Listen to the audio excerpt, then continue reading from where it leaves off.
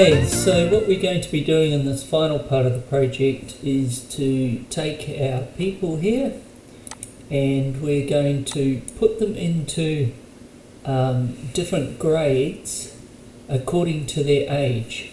So we've got their date of birth, and what we'll need to do is need to work out their age, and then according to their age we'll be putting them into groups such as junior, senior, or open. So first of all we'll work out their age. So we'll have a column up the top here, and I'd like to I'm just going to take a couple of minutes to teach you guys quickly about dates, and because it's really important to understand this, and then we'll get back and we'll do this. So you don't need to copy me at the moment, but here we go. Okay, so what I'm going to do actually is I'm just going to copy this date here across to here. Okay, I'm going to make it a bit wider. So we've got a date here, and I want to show you that if I change this from a date format to a number format, you have a look and see what it's done. Okay, it's given us a number 40,450, and what that is that is the number of days since the 1st of January 1900. So that was 120 years ago. There's that many days, and that's what a date is. It's just a number, and every number, like 1, 2, 3, is a new day. So we've had 40,450 days since the 1st of January 1900. And if it's a half number, then it becomes a time. So if it was 40,450.5, then that would be lunchtime today. Okay? And then that gets converted into, and then what Excel does is it converts that number into a date for us to see, because that's not very good for us, for people. That's the sort of thing over here as to what we want to see.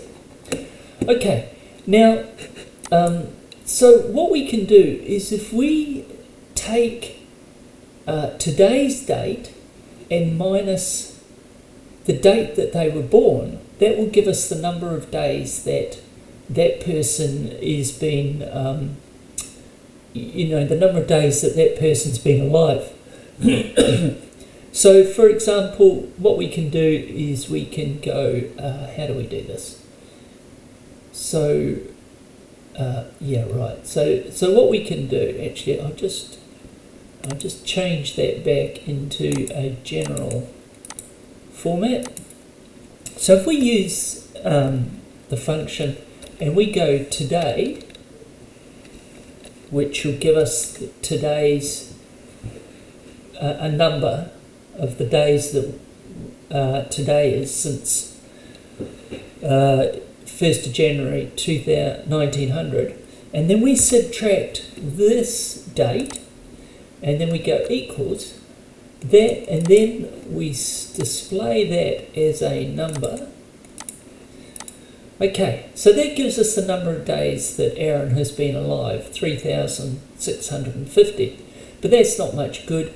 What we need to do is we need to convert that into years. So there's 365 days in a year, and that tells us that Aaron's 10 years old. Now that's all good, but the problem is that there's not always 365 days of the year. Sometimes there's less when we've got leap years. So it would be really complicated to try to work all of that out. And this is where Excel has some functions for us to do that. So, right, so let's go and just do it the easy way now. So, right, you guys, you can start following along again. So we're going to use the date diff function, and that gives us the difference between two dates. And the first date is going to be this date, the date that they were born, and the second date is going to be today, and then one more, and then we want to tell this function to display the answer in years, and that is the formula. Hopefully that's going to work, so we'll cross our fingers, and it's given us the number of years is 9 years. Okay, and actually it is 9. That is more correct than what we were before, because it's the 29th of September that Aaron was born on, and actually today's the 20th, so in another 9 days that's going to change to be 10 years. So we'll just get rid of the decimal point because we don't need that. I've just clicked there to get rid of the decimal point, and then we can run that down, and that's going to tell us the age of these people. Okay, so I'm just going to double click that bottom part, and that will give us the age of everybody. Right, so we're nearly there. The final thing to do is to grade them. Now, this is where we're going to use the if function again, and we're going to say if their age, so I click on that, is less than 18, less than 18, then the value of true is that these people are going to be in the junior grade. And now we've still got open and senior to go. So I'm going to have to use another if, and I can put it straight into here. I'm going to go if, this is what we call a nested if.